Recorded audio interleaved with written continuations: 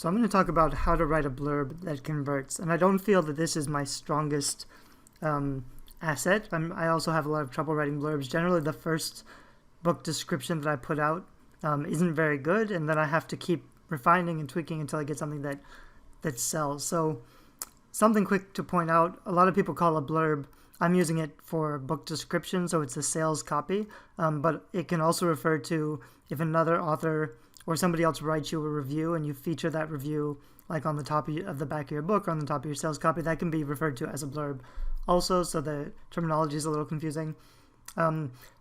There's a few things important to recognize with blurbs. On the other hand, I'm going to point out a few examples. I'll take you through several actual books on Amazon and show you what could be improved. And it's difficult to find what actually works because there are best-selling books in the top 100 that have completely different strategies and styles of the blurb. So it's hard to say for sure what actually works. But I'll share what I think is important, and then, like I said, I'll show you some examples.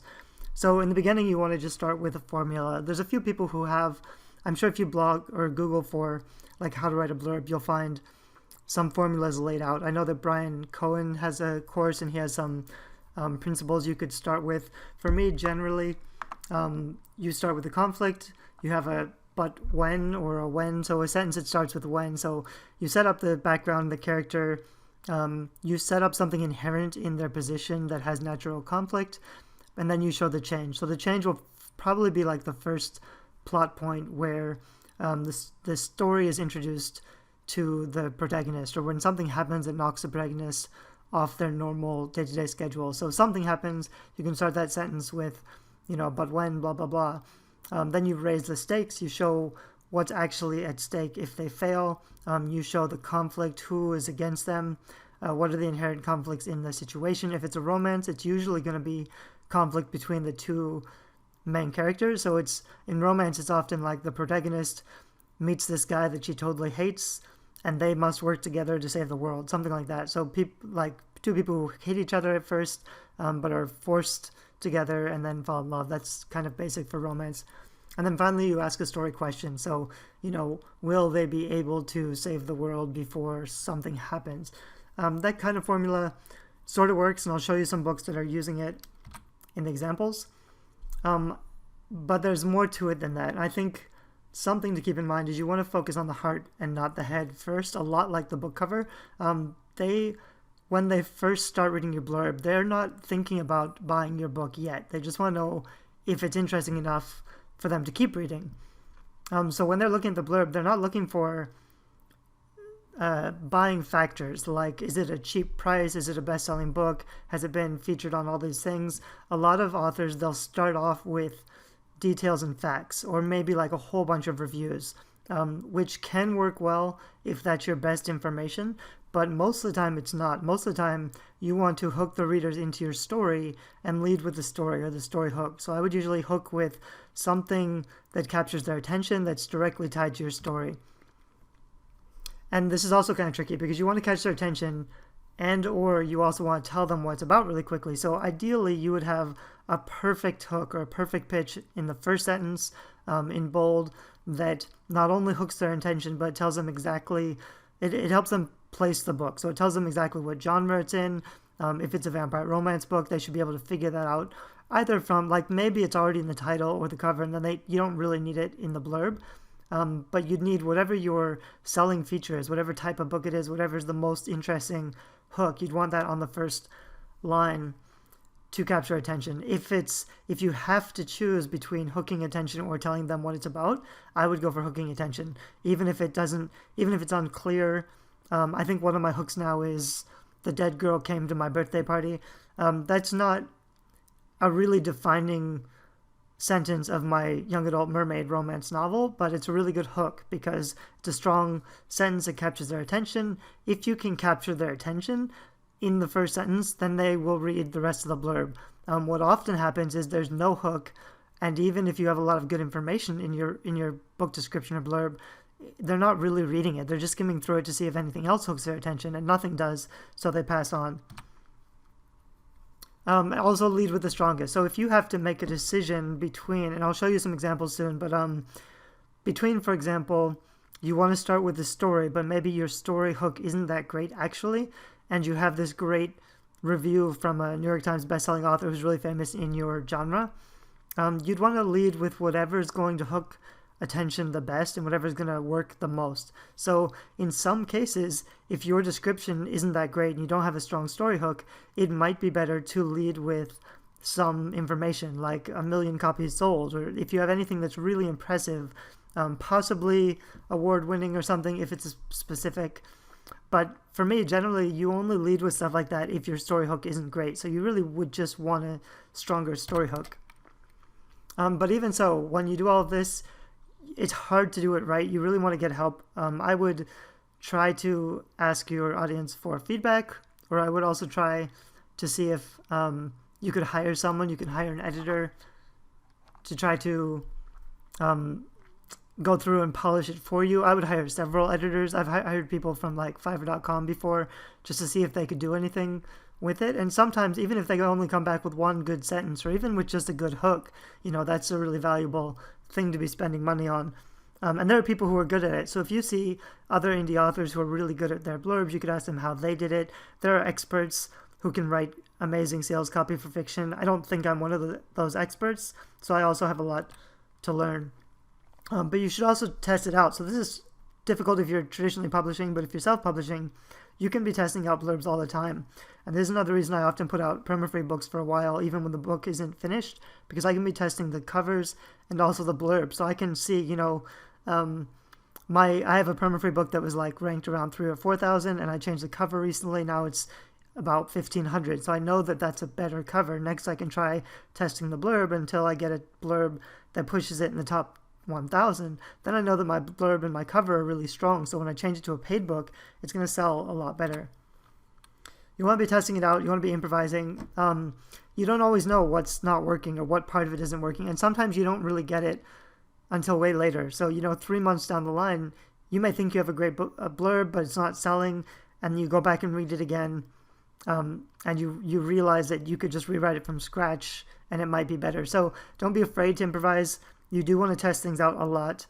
I was going to say something else, but I don't remember what it was. So basically, you just you want to keep tweaking and testing and trying to think of new ways how you can make it better. It's fine to you want to fail fast. You want to, if you put up something and it doesn't work, I've done this also, but if you put up something that's not as strong as what you had before, your rank will become worse, and you can see that. So you wait a few days and you see, okay, this new blurb I wrote isn't working. You can go back to the old blurb. You can try to test other things. So mostly, my baseline formula, I do this, which is hook, story, sell. So you want to hook their attention first. That's the most important thing. Whatever you have to do to get their attention at the top of your sales description is really important. So that could be information, it could be a review, it could be your story hook, but you really want to hook their attention. Then you have the story. You want to get into the story right away. You don't want a summary of the whole plot. You just want to give a short description of what's going to happen, the main conflicts, the main characters. You don't want it to be too generic. This is a common problem. A lot of young adult books are the same. So if you just outline the basic plot or conflict, it might sound like every other story. So you have to focus on the specific details so that people can really feel it. And you want people to ideally resonate with your characters. You want them to feel something when you get into their story, and you want to be able to put pictures in their head. If it's too vague, when what you describe, then they're not actually seeing it. You want to be able to make readers see what your story's about. So a few description words, a little bit of scene, that's pretty important because people will remember. If you can make them feel something and if you can put pictures in their head, that's a big win. So after you have their attention, after they've actually read your story, because most of the time, if you don't have a hook, they're never reading your description anyway. But if they've read your description and they're kind of interested, then you can sell them. So selling them is when you would have more reviews or extra details like how many downloads you've had, or this is the new and revised version, or any other additional details that might help. So I'm going to pause this right now, and then I'm going to go into Amazon and actually show you some examples of blurbs that are working and some that need work. So I'm on Amazon. I'm just going to take a look at a about 10 different books, and I'll probably say like mostly the same things about the different projects, but I think seeing them all together, I'll start to kind of repeat myself, and I think it'll be easier to see what's working and what's not working. So here's one that's doing pretty well. The other thing that I should mention, it's sometimes hard to tell. A book might be doing really well. I usually check out the rank to see how well it's selling, but then some of these books are spending lots of money on advertising, so you can't really assume that the description they're using, like just because it's selling really well doesn't mean they have a great description, because it could be a great cover, they could be spending a lot on advertising. That's why it's difficult to figure out exactly what's working and what's not working. But this one's about in the top 1,000, and so I'll kind of just show you some of the things they're doing. I don't think this is necessary. They're just repeating the title, which is already up here. So you don't really need to repeat yourself if that information is already there. They may be trying to do something with keywords, but it's going to show up. If your keyword's in the title, that's going to show up anyway. You don't need to repeat it here. This is kind of their hook, 1,000,000 times better than Twilight. That's a pretty good hook. It right away establishes this book as something in the same genre as Twilight, so they know this is for Twilight fans, this is a vampire book, and that's 1,000,000 times better. So that's a pretty good... Sorry, that's a pretty good hook. This one, not so much. I mean, I guess this is a quality indicator, so it says amazing, fantastic, wonderful. You do want to up their impression of the quality. So that could be going well, except they don't even add citations. So for these quotes, we don't know who said this. There's no citation. Like normally I would say at least Amazon reviewer or something, but they don't even say that, which is interesting. I probably would, but they don't really need it. Like they're using this for positioning and for the keywords. Some readers might be skeptical that they're not sourced, but a lot of readers probably won't be. However, mostly like this is kind of just too much. I'd probably get rid of this one. I'd probably get rid of maybe this one. This is kind of just like this first one. You don't really need twice. So I'd probably cut this in half, just because it takes too long to get to the story. Like once they know that it's good, even this first one, 1,000,000 times better than Twilight, that already establishes that it's good and it's like Twilight. So that's a pretty good hook. But I would start with the story a lot earlier. So I may leave this hook at the top because this is a strong hook, and maybe a couple reviews. Especially what you want the reviews to do, like if there's extra information, you can't really call your own book. You can't say it's like Vampire Girl or Shade of Vampire, because that's kind of like bragging. But if you have a review saying that, it's okay. So like this is a good one because it mentions the Vampire Gift series. And then this is the actual story hook. And the story hook isn't that great, actually. This is kind of where the book begins. It's not so bad, but it's not a great description. It just starts off like she wakes up alone and then she's caught between 3 vampires. This is the first book too, so I would want a little more here of what actually happens in the story. This is a pretty short blurb, so like this is okay. If this was better, they wouldn't really need all of this stuff at the beginning if they had a stronger blurb. So that's what I would do first. I'd probably leave like this one review at the top and then add a few more of these reviews at the bottom. But you do want the book description to be better. Like she bolded book description, but these aren't keywords or anything. It's not a hook. You don't really need to. I would make this something like an actual hook that gets their attention. So here's another one by Leah Stone that's actually doing much better. So it's in like 273 of the page store. What I notice about her, this is kind of typical for young adults especially, but a lot of her books have a 2-paragraph description. So it's really clean. It's just, introducing the character and then something happens. So the first paragraph is introducing the setting and the scene. Second paragraph is when, blah, blah, blah. This is when everything changes. So it's kind of like setting the backstory and then the first plot point. This is what happens. It changes everything. And she always has a really nice end for the description. So not sure what scares her most, losing her life or losing her heart. So especially in romance, a lot of times in young adult, the stakes are usually losing your heart, your love, or losing your life. So you have to give up your life to love. I think that's a idea that's attractive to a lot of young adult romance readers. So this is an example of, this is a very simple one. She's not using a lot of keywords. She's not using a lot of like other book keywords like I normally do to increase visibility. She doesn't really need it because she has a lot of fans who follow her on Amazon. She has a lot of books out there, so she has a lot of ways of finding visibility already. This is another one that's selling well. Not exactly the same, but Paranormal Romance Young Adult by Alyssa Amore. I should know if it's Amore or Amore because she's Italian, but I don't know that. I'll ask her sometime how she pronounces it. Here's something interesting in the title. She's keyword stuffing, so here's a whole lot of paranormal angel romance series, blah, blah, blah. Generally, what I found with keyword stuffing like this is that it does help visibility, so it might help to be found, but it might turn off some readers. So like in Leia's book, she only has the name of the title and the series title, just to make it kind of clear for her readers. If you're having trouble with visibility, I think putting in more keywords is good. If you don't need any extra visibility, I think conversion-wise, you may convert better with less keywords because it kind of looks like you're trying too hard, but you can't convert it all unless you're getting some visibility. So that's kind of difficult. Alyssa starts off with some keywords, best-selling angel series everyone's talking about.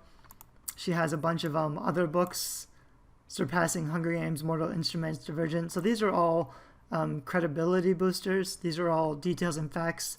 Like I said, I don't think these should be first. I would start off here, which is the hook. What if you fell in love with death? And then I would find the story. So I would be, here's the hook, here's the story, and then I would add credibility boosters at the bottom. I might add some to the top too, but like I said, you want to pick the best hook you can and put that at the top. This quote by Vanity Fair is pretty awesome, but I'm not sure if people would really care that she's an Italian self-publisher. I don't think that's, like, most American readers probably wouldn't care about that. I would focus more on something like, if you love Twilight, Hush, Hush, Hush, and Fallen, that's a really good positioning boost because that tells you exactly what the book is similar to. This one, it says it surpasses Hunger Games, Mortal Instruments, and Divergent, which is great because it's but that might be attracting fans of these three books, and those aren't exactly the right readership for this book. Her right readership is really these three, which are more paranormal romance, fallen angels. And I also think this is a great quote, but she has it in quote and she doesn't source it. So that could actually be I think this is a good hook. I think she could start with this at the very top. I also think this is a good hook. What are you willing to sacrifice when the only person you can save is the same one who has to kill you? That's a strong story conflict. And then in the description, she has a pretty good description. A lot of stuff about star-crossed love, forbidden love. Another, another positioner where she mentions some other authors in her genre, so that probably makes her easier to find. There was one other thing I was going to point out, but I'm not sure where. It might not be in this one. So she has a lot of content. I think probably she could clean up the content a little bit.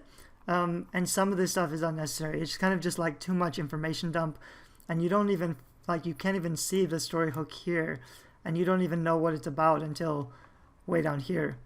So that's probably a little distracting. I'd probably move most of these reviews at the bottom. I'd probably cut all of this in about half and just focus on the really strong stuff. Because the problem with adding so much information like this is they're likely just not to, they may not read the most important part because they may just flip through and accidentally read something that's not so important. So you want to save like your best lines and make sure that they're really reading the best lines. So here's another one. Some of these are people that have asked me to review their books or their blurbs on Amazon. Some of the things that jump out right away. She's using keywords up here, but I don't think she needs them in quotes. That seems a little bit weird to have those in the title up here. She has editorial reviews, which I don't think you need. I think if it's in quotes and you have it sourced by Amazon, you could just say, it's nice that she compares it to a Hitchcock movie, or a reader compares it to Hitchcock. That's a good thing to point out.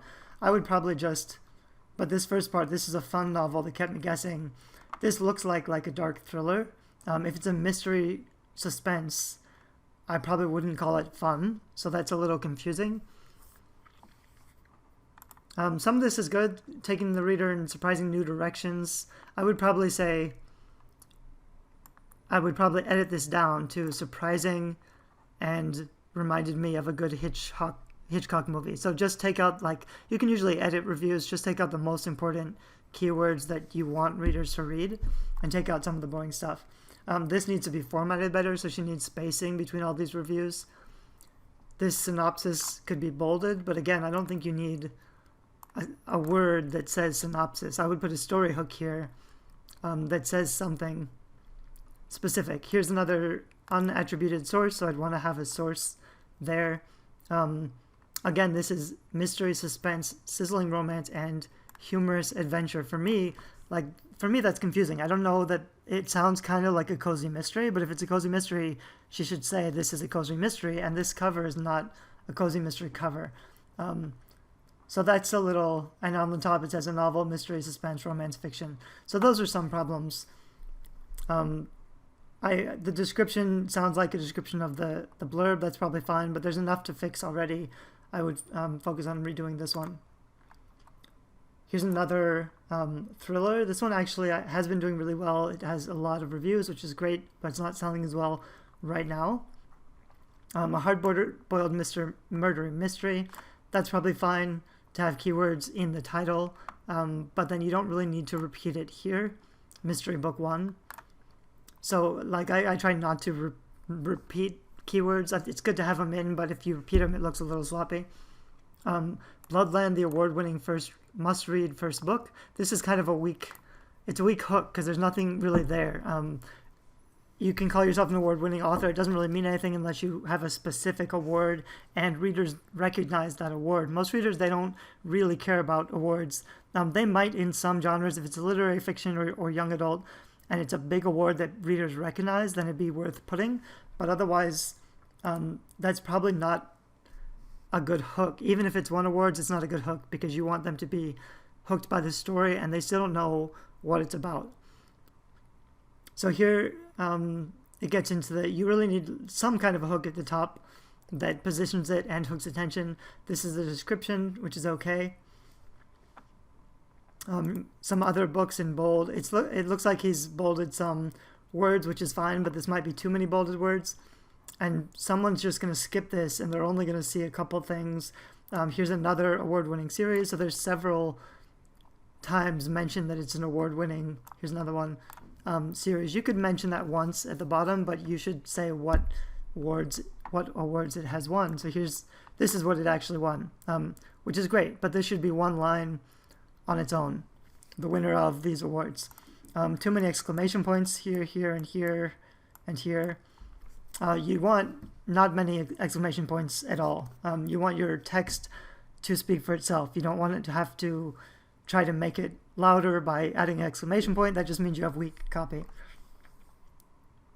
So here's like an author whose writing will grab you and not let you go, and a page turner. You can't really say things like that about your own book. Those are great things to have a review for. So a review could say it's a page turner, it grabbed me and wouldn't let me go, but you can't really say it for yourself.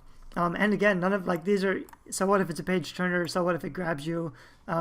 Readers don't care about that. They care about the story. You have to you can't tell them their story will grab their attention. You have to show them you can grab their attention with the story hook, which should be the first thing up here. This is another young adult techno thriller, I think, from the cover. There's actually a pretty good hook here. A citizen girl, someone's trying to kill a hot military slave with a mysterious past.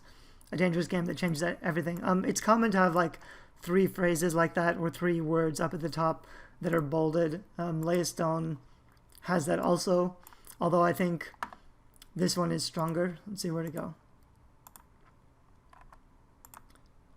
So this one is stronger, but I would put it in bold. This is the story, which is pretty good. And then down here she has the selling points. So number 1, best-selling, award-winning author. She has a lot of keywords. This is a good thing to have if you want to include keywords. You can say fans who love XXX. So fans who love all of this stuff will like this book. You want to make it really clear who your book is for, what kind of fans will like the book. And then here's some reviews that compare it to Divergent and The Giver, which is great. I would probably put this review in bold, and this is a pretty good hook also. The only problem with this hook is that it's not a great placer. So it's a hook. It's interesting, but a review that compares it to Divergent or Red Queen, Hunger Games, Uglies, The Giver, these are really great reviews. So you may want to put one of those up at top. Like this one, better than Scott Westerfeld's Uglies. That's a great review if you're targeting those readers, like everybody who's read, especially if you're going to do Facebook ads or something. If you put this in your Facebook ad, and personally what I would do, like I would use this review in a Facebook ad and I would target people who liked The Hunger Games or The Giver or The Uglies, or I would use this one in Facebook ads and I would just target people who liked The Uglies, and I'd send them straight to my Amazon page, and at the top of my Amazon page I would use this review again, better than Scott Westerfeld Uglies, and that's going to sell a lot of copies because you have consistency between your ads and your sales copy. You're appealing to exactly the right target audience by advertising to people who have liked this book and then putting that at the top of the book. That's something that's a little bit larger scale, but that's something to consider when you're doing your blurb, because however you're driving traffic, or if you are doing advertisement, you want to be targeting really specifically. So if you can target people who liked The Giver and then have a quote that compares it to The Giver at the very top and put that in your ad campaign, and you have your Amazon book page match the ad campaign you're running for, it's very targeted for those specific readers, that's actually going to convert really well. So that's something I would think about when you're writing your description. If you have any reviews like that comparing to famous books, that's great. And also, if you've been building an email list, you can email your fans.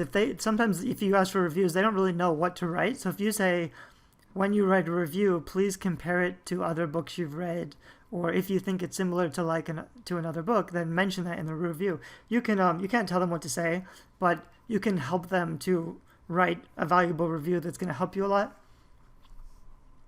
And that's something I would do. So here's another one. This is actually, I think, a really good description. So it starts with a hook: the world has ended, the fight hasn't. That's pretty good. The cover makes it pretty clear that, I mean, this is sci-fi fantasy, which I don't believe it's a huge genre. I think it's more common to split them, but the cover makes it super clear that it's sci-fi and fantasy. So readers of this genre, like, the cover is going to do a lot of the work by describing exactly what readers can expect. So the hook has to do less work because it's obvious from the cover what the book is about. And this is less true in a lot of other books. It's hard to do this much detail and to add all of these characters and stuff. I usually don't recommend illustration because it's hard to pull off well, but if you get a really good illustration, it can work well and it can provide a lot of detail. There's these paragraphs seem a little bit too short for me. I do like that here are the two main characters. So something common in romance is to say, like, introduce character 1, introduce character 2. They are reluctantly pulled together. They have to work together. This may not even be romance. They may just be friends. I haven't read this book yet. Together they might be strong enough to pull it off, assuming they don't kill each other first, is a great hook, even for romance. It's pretty common for romance, like I said earlier, to hate each other at first, but be forced to work together and then fall in love. So this may not be romance, but it has all the features of romance and science fiction and fantasy. Which is kind of interesting. Usually in, like, hard-boiled sci-fi, space opera, you don't see this kind of description, I think. But this is probably good to connect with the right kinds of readers. And then down below he has a whole bunch of keywords, like readers who like these things, Dresden Files, Star Wars, other authors. A few... Here he's just pulled out some quotes from the reviews. So rather than, like, giving a whole list of reviews, he's just quoted fast-paced, compelling characters, wonderfully wisecracking dialogue. This is great because you can say this stuff, and it's important, but it's better to have it just listed like this than to put a whole bunch of reviews because they won't see the most important stuff if the boring stuff gets in the way. So I think that's a pretty strong book description and project. Here's another one. This is a good hook. What if someone tried to fake the rapture? I'm not sure that the cover is really good enough for this topic, but that's something else. This is, I don't think you need to repeat The Departed. So if your first book is The Departed and it's book one of the Departed series, I probably wouldn't. I don't think I would include the series name if it's the same title for the first book. I would probably just say The Departed and then something like an apocalyptic thriller or something with keywords that matter. Because the problem with repeating keywords in the title is just you're wasting the most valuable real estate space on things people probably aren't searching for anyway. So this I would have in bold. The beginning, this is all pretty good. So this is, I think, fine, but you would want a few more selling features at the bottom, like readers who enjoy. There's some really big TV series right now. I think it's called The Forgotten or The Left Behind or something, about people left behind the rapture. So I'd want to tie into that a little bit. I would say, for people who like these TV shows or these books or these authors, you want some keywords so that it's easier for people to find you. Like I said, if people are already finding you, that's great. If you're selling well, it doesn't matter. But if you're not selling that well, you need more visibility. So it's a good idea to add more keywords. This one is productivity. So he has a lot of keywords in here, which is fine. For nonfiction, I think having a lot of keywords is okay. For like subtitles in nonfiction are usually really long and have a lot of keywords and benefits. So I think that's probably okay. The cover is not bad. It has too many colors for me. Yellow, purple, green, and white are too many. I would change this red and green to white, and then the colors wouldn't be overwhelming. In the description, I've read through this. There's a lot of keywords and a lot of bold. So this is probably good at getting people to find the page because there's a lot of content. But I don't think there's enough unique content. So for nonfiction, it's really important. This book is promising all of these benefits, but you still need credibility boosters. So there's no reviews in this description. So I would take some of the top reviews and quote a few of them in the description so that you have some more reliability or trust factor. Because here he basically says Jonathan Kregel will help you out with all these things because he's helped thousands of others, but that's the only credibility booster. So you really need, for nonfiction, why is this author qualified to teach on this subject? You want something about the author that says, there's probably an about the author down here, but you'd want something that says like why Jonathan Kregel is the leader in his field. You also want something unique. Like this book says you'll learn to do a bunch of stuff. There's a lot of benefits, but a lot of other books are promising the same benefits. So how will this book work when all the other books have failed? How is this book different? What's the unique selling proposition? Usually for nonfiction, this is something like a personal conversion story. So with nonfiction, it's more like a sales page. So you have the problem, you hook with the problem. So you try to, there are different formulas for writing sales copy for sales pages, for nonfiction, for courses and stuff. But basically you focus on the problem. You really understand the problem and what they're going through, and you can identify with their struggle and their pain. You hit the pain points. Then you introduce yourself. You say, I was just like you, but then I uncovered this secret formula that allowed me to become really successful and make $1 million.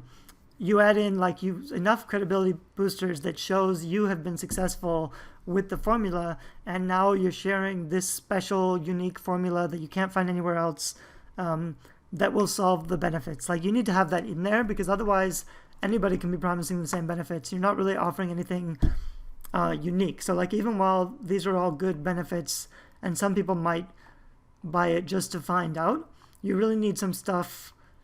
You don't want to give everything away. You don't want to give everything away in the sales copy, but you really need to focus more, especially on nonfiction, on credibility boosting. So other people's reviews of you, a little bit more about your biography and why you're qualified. and then a little bit more. For nonfiction, you really have to treat it more like sales copy. So you should research like how to write a sales page, and try to include some of those processes. A sales page is usually like you go through a conversion dialogue, a conversation with potential readers by hooking their attention with the problems, showing them that you've overcome those problems and you are now successful, and then outlining like how exactly you're going to help them to see the same benefits. This is becoming a really long video, but I only have 3 more. This is Cloak of Shadows. Here are a lot of keywords in the title, which is probably fine. It's the Netherwalker series. I think this top is pretty good. Sir Lancelot's, yeah, I can't speak anymore. Sexy Descent, a kick-ass huntress, a snarky sidekick. These 3 things are like, it's a good way of placing this story that's going to appeal to readers who like this kind of book. I don't think this part is necessary because they don't really know what Netherwalkers are yet, so I probably wouldn't focus on the Netherwalkers as a big thing. Reader's favorites, Bronze Medal Award winner. I don't know that I would put this first. It's not really a hook. And so far, you haven't really caught their attention yet. I would probably start with these 3 as a hook and remove this one and put this one at the bottom if you use it. I don't think it's, I mean, this is a pretty big award. It's probably fine to say you're a bronze medal winner. But again, like this might influence a handful of readers, but that's not really why they're going to buy the book. They're going to buy the book because they're interested in the story. So I would start with the story sooner and get into it right away. This all looks pretty good. So that's probably fine, but then you could be adding more down below. So more credibility boosters, more reviews, more specific keywords that make it easier to find for visibility. Here's one I picked. I went through and just looked at the top 100 best-selling books. So here's one. Thrillers sell really well. This is really short description. It's just text. This I would probably bold. But like even though it's really simple, it starts with the story first. It's just story. There's nothing distraction. Introduce the main character. There's a secret. There's introduce an old flame who's with the NYPD. For a lot of thrillers, it's common to kind of pair up a sidekick investigator with a professional detective, usually a guy. There's a lot of like romance thrillers that have that formula. So this is kind of introducing that this is the kind of book that's really popular and that people already like.